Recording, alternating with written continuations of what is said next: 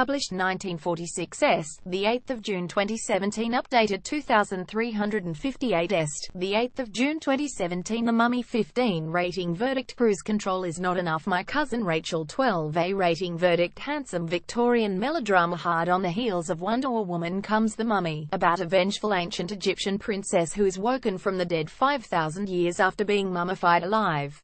That makes it an all-female battle for supremacy at the box office, which The Mummy deserves to lose, bandaged hands down.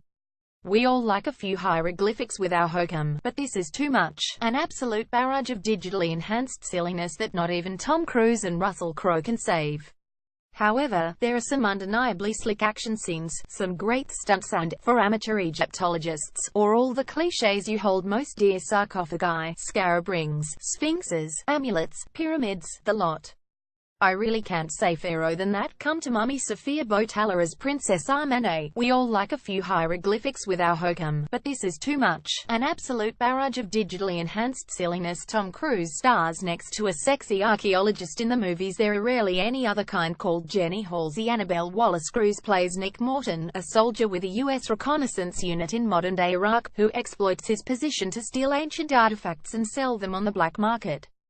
Following a bombing mission against insurgents, the desert dust gives way to reveal the burial chamber of Princess Armane. Sophia Botella, which, in one of several nods to the Indiana Jones movies, is guarded by thousands of scuttling spiders. It is also of great interest to a sexy archaeologist in the movies There Are Rarely Any Other Kind called Jenny Halsey. Annabelle Wallace. She is wise to Nick's shady activities because they have recently had a one-night stand in Baghdad, during which he sneakily raided her belongings.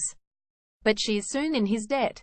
Shortly before their transporter plane crashes, over Surrey of all places, and with Armane's sarcophagus on board, Nick saves her life by hooking her up to the aircraft's only parachute and pushing her out.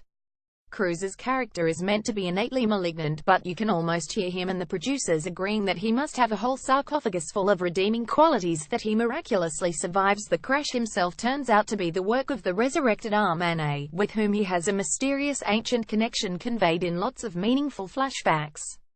Yet there is no mystery in this film greater than that of Jenny's pink lip gloss, which through the hairiest tribulations imaginable, including the plane incident, a high-speed ambulance crash, and near-fatal immersion in a flooded London underground tunnel, remains utterly immaculate.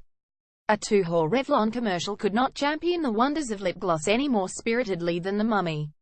The action moves to London, in case you were wondering, because in 1127 AD, a knight crusader was buried with the ruby stolen from the handle of the iconic dagger of Set, the Egyptian god of death. Armane wants it back, and to that end she has enlisted a small army of the living dead, including Nick's old army accomplice, Vale Jake Johnson. By now everything is getting terribly overwrought, and I can't have been the only one in the cinema to have shifted uncomfortably in my seat during a scene in which terror is visited upon the streets of our capital, with thousands fleeing for their lives. Should the release of The Mummy not have been postponed in the wake of the London Bridge attack? Still, it's not as though any of this seems remotely real. And new levels of preposterousness are reached with the help of Dr. Henry Jekyll Crow, who leads a shadowy organization devoted to finding and exterminating monsters. The irony is that Dr. Jekyll himself has a monstrous alter ego, by the name of Mr. Hyde. I have no idea why Robert Louis Stevenson's classic story of split personalities should be absorbed into The Mummy.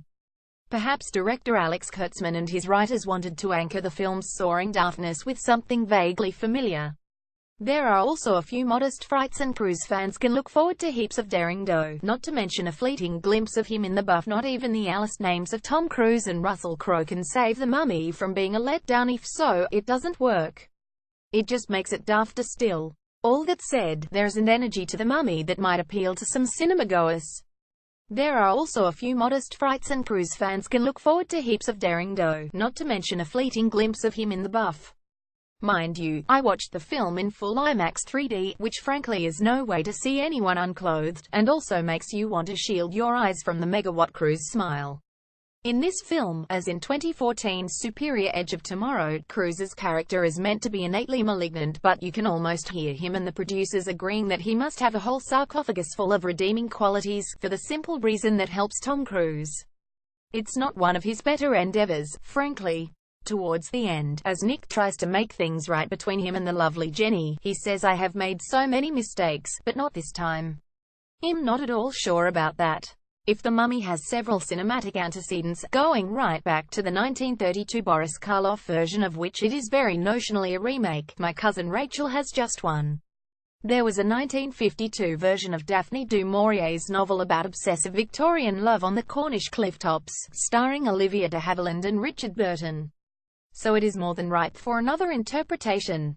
The writer-director this time is Roger Michell, best known for Notting Hill 1999, with Rachel Weisz as the title character and Sam Claflin playing Philip Ashley, the younger man in her thrall.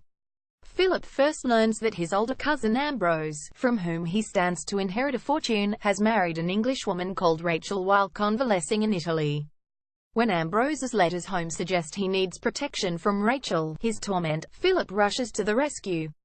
But by the time he arrives, Ambrose is dead. Philip is distraught and angry, but on meeting the beautiful Rachel falls immediately under her spell, and back in Cornwall starts lavishing his inheritance on her. Yet he, too, is inexplicably falling ill. Does the Black Widow have a fatal bite? Mitchell's screenplay ensures we assume the worst of her, as do Philip's guardian Ian Glenn, his daughter Holiday Granger and, in a disappointingly minor role as the family lawyer, the mighty Simon Russell Beale. On the other hand, the spoilt, or infatuated Philip is hardly deserving of our sympathies either. When he and Rachel have sex on a carpet of bluebells, not something Burton and de Havilland ever did, it is meant to look uncomfortably like rape. Which poses another question: which of this attractive pair is really the predator? It's all marvelously acted and gorgeous to look at. Cinematographer Mike Ealy practically makes an extra character of the light: lustrous sunlight, luminous moonlight, flickering candlelight, dancing firelight. But with a certain Cornwall set drama back on our TV screens this weekend, I wonder whether, with its single-strand narrative and only limited shots of dishy heartthrobs galloping urgently along clifftops, My Cousin Rachel might also seem a bit like Poldark Light.